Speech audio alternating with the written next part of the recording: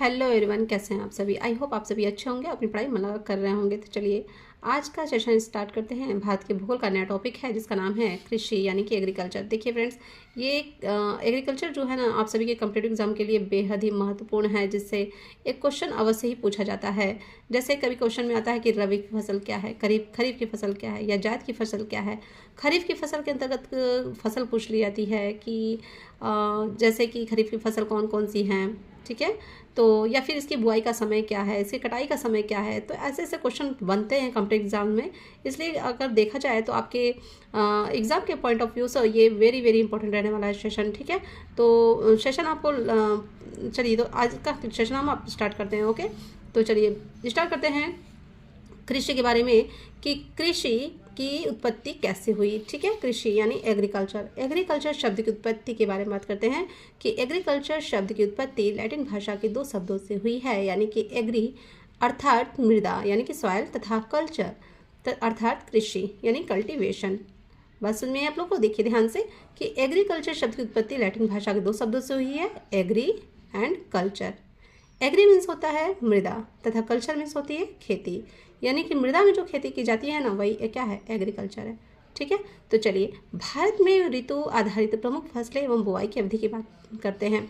तो फसल कौन कौन सी हैं, देखिए 3 फसल हैं, रबी की फसल, खरीफ की फसल एंड जायद की फसल।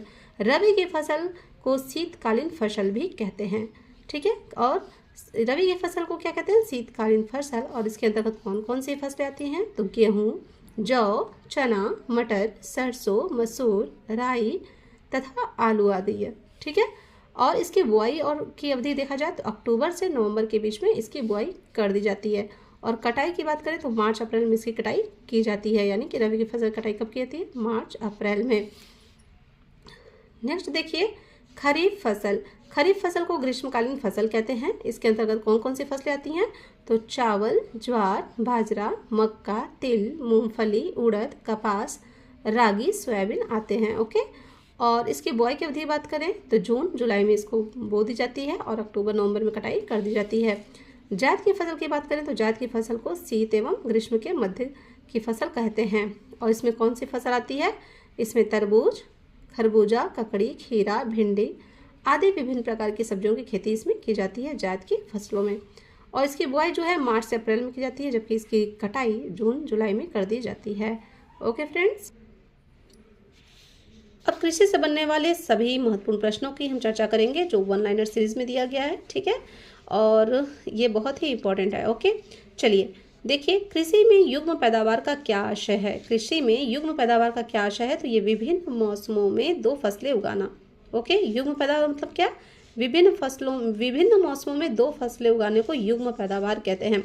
मिश्रित खेती यानी मिक्स्ड फार्मिंग की प्रमुख विशेषता क्या है, तो पशुपालन और कृषि उत्पादन दोनों को एक साथ करना मिश्रित खेती कहलाती है। भारत में संकरीय जोतों का सबसे बड़ा औसत आकार किस राज्य में है, तो वह है राजस्थान में। दक्षिण भारत में उच्च कृषि उत्पादकता यानी हाई एग्रीकल्चर प्रोडक्टिविटी का क्षेत्र तमिलनाडु तट पर पाया जाता है।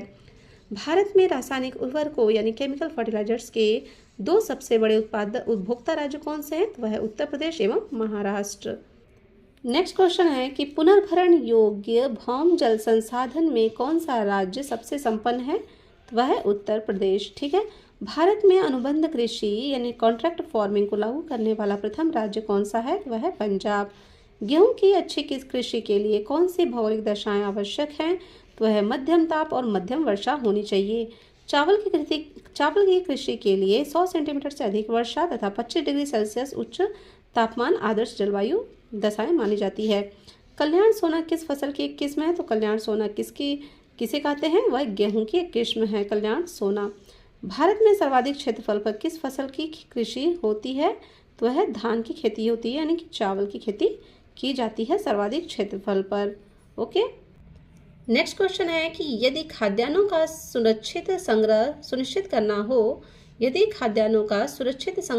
करना हो तो कटाई के समय उनमें कितने प्रतिशत से अधिक आर्द्रता नहीं होनी चाहिए, तो 14% से अधिक आर्द्रता नहीं होनी चाहिए।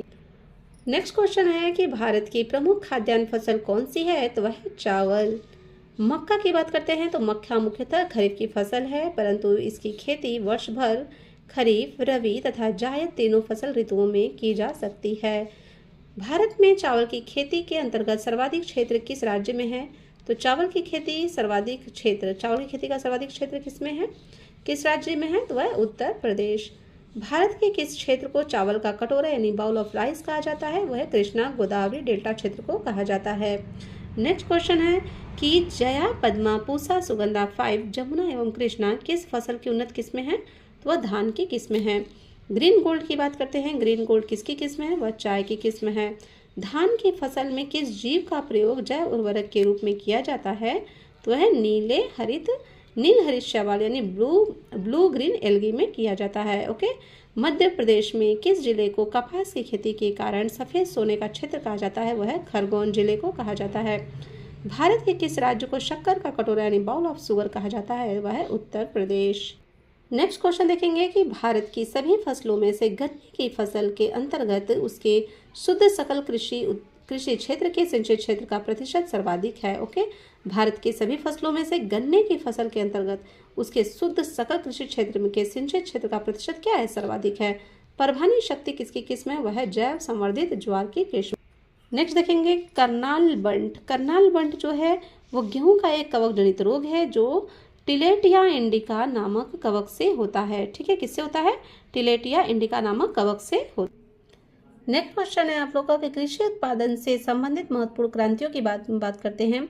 तो ये भी बहुत इंपॉर्टेंट है। ठीक है, और ये भी इंपॉर्टेंट है आप लोग के एग्जाम के पॉइंट ऑफ व्यू से। तो चलिए स्टार्ट करते हैं क्रांति और कृषि के बारे में। तो हरित क्रांति जो है किससे संबंधित है? खाद्यान्न उत्पादन से संबंधित है। सुनहरी या फिर स्वर्ण क्रांति जो है फल एवं सब्जी उत्पादन, बागवानी, कृषि से संबंधित है। और श्वेत क्रांति की बात करें तो दुग्ध उत्पादन से संबंधित है। जबकि कृष्ण या फिर काली क्रांति जो है वो खनिज तेल यानी पेट्रोलियम के क्षेत्र में आत्मनिर्भरता से संबंधित है। नीली क्रांति की बात करें तो मत्स्य उत्पादन से संबंधित है। मत्स्य उत्पादन संबंध किसका है? नीली क्रांति। गोल क्रांति का संबंध है आलू उत्पादन से। भूरी क्रांति का संबंध है उर्वरक उत्पादन से संबंधित है। पीली क्रांति की बात करें तो तिलहन उत्पादन से संबंधित है। रजत क्रांति अंडा उत्पादन से संबंधित है। ओके। इंद्रधनुष क्रांति की बात करें तो कृषि संबंधी समग्र क्रांति नवीन कृषि नीति के में निर्धारित है। नेक्स्ट क्वेश्चन देखेंगे कि अमृत क्रांति की अगर बात करें तो इसका संबंध किससे है? नदियों को जोड़ने की योजना से संबंधित है अमृत क्रांति। और सदाबहार क्रांति अगर बात करें सदाबहार क्रांति की तो कृषि उत्पादन को दोगुना करना तथा टिकाऊ कृषि से संबंधित है। गुलाबी क्रांति का संबंध किससे है? तो प्याज उत्पादन और झींगा मछली उत्पादन से संबंधित है। लाल क्रांति की बात करें तो मांस एवं टमाटर उत्पादन से संबंधित है लाल क्रांति। बाजरे की कृषि किस जलवायु में की जाती है? तो वह उष्ण एवं शुष्क जलवायु में की जाती है बाजरे की खेती। शुष्क भूमि के लिए सर्वाधिक उपयुक्त फसल कौन सी है? तो वह है मूंगफली। औस और बोरो किस फसल की किस्म है? तो वह धान की किस्म है। औस और बोरो किसकी फसल किस्म है? धान की किस्म है। भारत में सोयाबीन का अग्रणी उत्पादक राज्य कौन सा है? तो सोयाबीन का अग्रणी उत्पादक राज्य कौन है? तो वह है महाराष्ट्र। कौशल किस फसल की उन्नत प्रजाति है? तो वह है मूंगफली की प्रजाति। नेक्स्ट क्वेश्चन है कि किस फसल में नाइट्रोजन संचित करने की क्षमता सर्वाधिक होती है? तो वह है दलहनी फसलों में होती है। दलहनी फसलों हेतु कोबाल्ट आवश्यक है तथा कोबाल्ट राइजोबियम जीवाणु हेतु नाइट्रोजन स्थिरीकरण के लिए भी आवश्यक तत्व है। भारत को 3/4 से अधिक कक्षा रेशम किस या किन राज्यों से प्राप्त होता है? तो वह कर्नाटक एवं आंध्र प्रदेश से प्राप्त होता है। 3/4 से अधिक कच्चा रेशम प्राप्त होता है। ओके। नॉर्मन अनरेस्ट बोरलॉग जिन्हें हरित क्रांति का जनक कहा जाता है किस देश से संबंधित है? तो वह है संयुक्त राज्य अमेरिका से इनका संबंध है। हरित क्रांति यानी ग्रीन रेवोल्यूशन से क्या अभिप्राय है? यानी हरित क्रांति किसे कहते हैं? तो ये क्या होता है कि उच्च उत्पादकता वाले बीजों का प्रयोग करके उत्पादन को बढ़ाता है। नेक्स्ट क्वेश्चन है कि हरित क्रांति का सर्वाधिक लाभ किस फसल के उत्पादन एवं उत्पादकता यानी कि प्रोडक्शन एंड प्रोडक्टिविटी दोनों से हुआ है? तो वह गेहूं की खेती से हुआ है। हरित क्रांति में किस फसल का सर्वाधिक उत्पादन किया गया है? तो वह मैक्सिकन गेहूं का प्रयोग किया गया है। सर्वाधिक विदेशी मुद्रा किस नकदी फसल के निर्यात से प्राप्त होती है? तो वह चाय से प्राप्त होती है। ओके। लाल विलगन की बात करें, रेड रॉट की बात करें तो किस फसल का रोग है? तो यह गन्ना का रोग है जिसका नाम है लाल विगलन। ओके। नेक्स्ट देखेंगे कि मूंगा रेशम का उत्पादन संपूर्ण विश्व में केवल भारत के असम में किया जाता है। तो मूंगा रेशम का उत्पादन कहाँ किया जाता है? तो संपूर्ण विश्व में केवल भारत के असम में किया जाता है। ओके, जिसे वर्ष 2007 में भौगोलिक संकेतक यानी कि जियोग्राफिकल इंडिकेशन यानी कि जीआई टैग का दर्जा प्राप्त हो चुका है। तिलहन प्रौद्योगिकी मिशन की स्थापना किस वर्ष की गई थी? तो वह वर्ष 1986 यानी 1986 में की गई थी। मक्के की फसल तैयार होने की औसत अवधि कितनी है? तो वह लगभग 90 से 120 दिन है। ओके, नेक्स्ट क्वेश्चन है कि प्रमुख कृषि संगठन एवं उसके मुख्यालय के, ये भी बहुत वेरी वेरी इंपॉर्टेंट है ये। ओके, तो आप लोग इसे ध्यान से देखेंगे। कृषि संगठन एवं मुख्यालय की बात करते हैं तो भारतीय दलहन अनुसंधान संस्थान कहाँ है? तो भारतीय दलहन अनुसंधान संस्थान कहाँ है? वह है कानपुर में। समेकित कीट प्रबंधन राष्ट्रीय केंद्र का मुख्यालय किधर है? नई दिल्ली। अंतर्राष्ट्रीय चावल अनुसंधान संस्थान की बात करें तो उसका मुख्यालय है मनीला। अर्धशुष्क क्षेत्रों हेतु अंतर्राष्ट्रीय फसल अनुसंधान संस्थान कहाँ है? हैदराबाद। सूखे क्षेत्रों में अंतर्राष्ट्रीय कृषि अनुसंधान केंद्र का मुख्यालय अलेप्पो। राष्ट्रीय कृषि और ग्रामीण विकास बैंक की अगर बात करें तो इसका मुख्यालय किधर है? मुंबई में। ओके, अंतर्राष्ट्रीय मक्का और गेहूं वृद्धि केंद्र कहाँ पे है? तो मैक्सिको में है। ओके, नेक्स्ट है कि प्रमुख कृषि बोर्ड एवं मुख्यालय के बारे में। ठीक है, बोर्ड के बारे में देखते हैं, बोर्ड एवं मुख्यालय होगा। ठीक है, उसका मुख्यालय।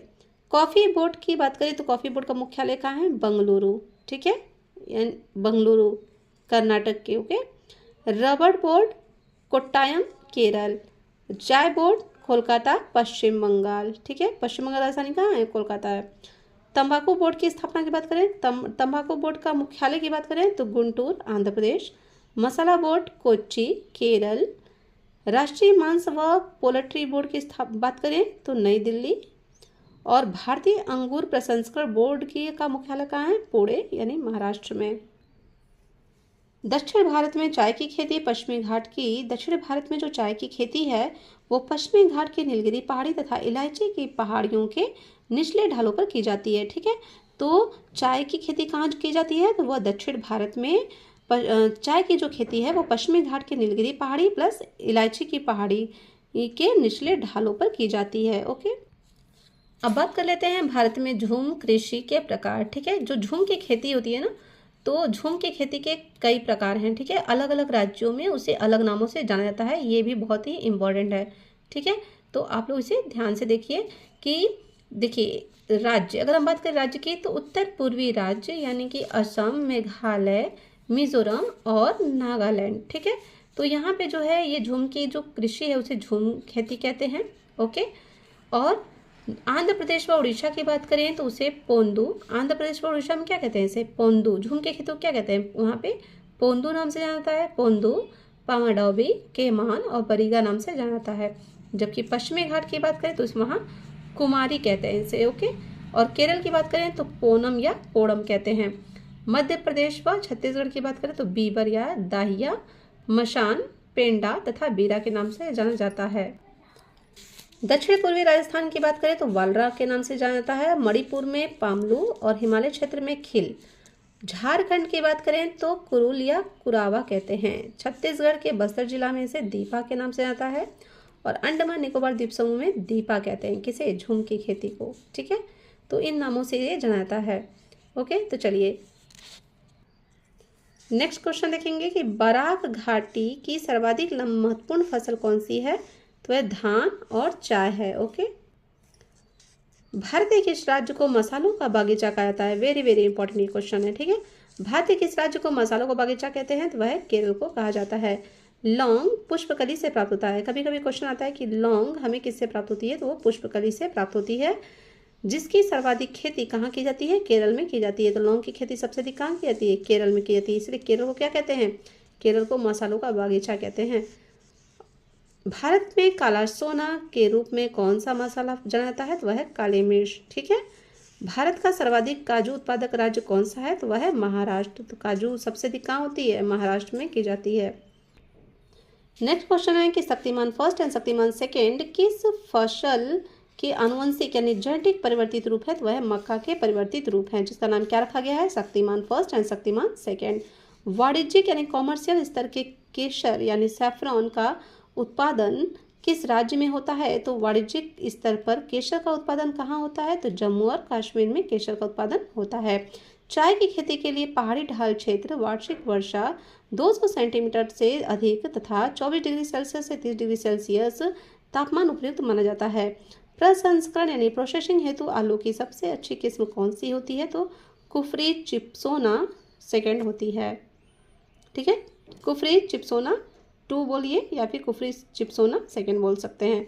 ललित किस प्रकार की उन्नत किस्म है? तो ललित किस प्रकार की उन्नत किस्म है? तो वह अमरूद की उन्नत किस्म है जिसका नाम है ललित। नेक्स्ट क्वेश्चन है कि उत्तराखंड में उगाया जाने वाला अनाज मंडुआ का निर्यात अधिकांशतः किस देश में को किया जाता है? वह जापान को किया जाता है। निर्वाह मूलक कृषि यानी कि सब्सिस्टेंस एग्रीकल्चर के अंतर्गत मोटे अनाजों तथा चावल का उत्पादन किया जाता है। ठीक है, अदरक यानी जिंजर के खाने योग्य भाग को क्या कहा जाता है? तो वह प्रकंद कहते हैं यानी कि राइजोम। भारत का कौन सा राज्य खाद्यान्न उत्पादन में प्रथम स्थान पर है? वह है उत्तर प्रदेश। केरल राज्य विश्व में किसके उत्पादन के लिए प्रसिद्ध है? तो वह गरम मसाले के लिए फेमस है। कौन? केरल। ओके, अब बात कर लेते हैं प्रमुख कृषि संस्थान के बारे में। ठीक है, संस्थान और उसके स्थान। राष्ट्रीय मत्स्य उद्योग विकास बोर्ड जो है, राष्ट्रीय मत्स्य उद्योग विकास बोर्ड जो है वो संस्थान कहाँ पे है? राष्ट्रीय मत्स्य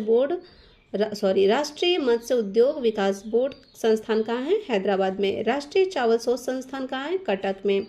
भारत डेयरी निगम एवं राष्ट्रीय डेयरी विकास बोर्ड संस्थान किधर है? आनंद। भारतीय डेयरी अनुसंधान संस्थान की बात करें तो वह है करनाल में। गन्ना प्रजनन संस्थान किधर है? कोयम्बटूर। केंद्रीय कॉफी अनुसंधान संस्थान चिकमंगलूर। जूट कृषि अनुसंधान संस्थान बैरकपुर। केंद्रीय उर्वरक गुणवत्ता नियंत्रण और प्रशिक्षण संस्थान की बात करें तो फरीदाबाद। टिड्डी चेतावनी संगठन किधर है? जोधपुर। नेक्स्ट क्वेश्चन है कि देखिए, नेक्स्ट देख लेते हैं कि कृषि विपणन एवं निरीक्षण निदेशालय कहाँ है? फरीदाबाद। राष्ट्रीय पौध संरक्षण एवं प्रशिक्षण संस्थान हैदराबाद। चौधरी चरण सिंह राष्ट्रीय कृषि विपणन संस्थान कहाँ है? जयपुर। भारतीय चारागाह एवं चारा अनुसंधान संस्थान कहाँ है? झांसी। केंद्रीय चारा बीज उत्पादन फॉर्म कहाँ है? हैसरघट्टा। विवेकानंद पर्वतीय कृषि अनुसंधानशाला अल्मोड़ा। केंद्रीय कृषि अनुसंधान संस्थान नई दिल्ली। लघु किसान कृषि व्यापार संघ नई दिल्ली। राष्ट्रीय जैव उर्वरक विकास केंद्र संस्थान कहाँ है? गाजियाबाद। पशु रोग जांच प्रयोगशाला कहाँ है? पुणे। पशु स्वास्थ्य एवं पशु चिकित्सा जैविकी संस्थान किधर है? कोलकाता। पशु चिकित्सा एवं जीव विज्ञान संस्थान कहाँ है? बंगलुरु। पशु स्वास्थ्य संस्थान कहाँ है? जालंधर। पशु चिकित्सा जैविकी किधर है? गुवाहाटी। राष्ट्रीय पटसन एवं संबंधित रेशे अनुसंधान संस्थान कोलकाता। भारतीय प्राकृतिक ड्रेजिंस एवं गम संस्थान कहाँ है? वह है। नेक्स्ट देखेंगे कि मालवीय विकास, अमर, आजाद, बहार, पारस आदि जो है अरहर यानी तूर की प्रमुख किस्में हैं। किसी किस्में हैं? अरहर की प्रमुख किस्में हैं। उनका नाम क्या क्या है? फिर से देख लीजिए। मालवीय विकास, अमर, आजाद, बहार, पारस, ये सभी क्या है? अरहर की प्रमुख किस्में हैं। कुछ फसलों में राज्यों का स्थान की बात करें जो वर्ष 2023 से 24 के सेशन का है, तो देखिए फसल की बात करें, कुल खाद्यान्न उत्पादन में प्रथम और द्वितीय और तृतीय स्थान पे कौन कौन से हैं? ठीक है, राज्य। तो कुल खाद्यान्न उत्पादन में प्रथम राज्य है उत्तर प्रदेश, शीर्ष पे है। सेकेंड है मध्य प्रदेश, थर्ड पे है पंजाब। कुल दलहन उत्पादन की अगर बात करें तो दलहन उत्पादन में राज्यों का स्थान कौन कौन सा है? तो दलहन उत्पादन में प्रथम स्थान पे है मध्य प्रदेश, सेकेंड पे महाराष्ट्र, थर्ड पे राजस्थान। कुल तिलहन उत्पादन की बात करें तो राजस्थान, मध्य प्रदेश और गुजरात। कुल मोटे अनाज की बात करें तो मोटे अनाज में प्रथम स्थान पे है राजस्थान, देन कर्नाटक, देन कौन होगा? मध्य प्रदेश।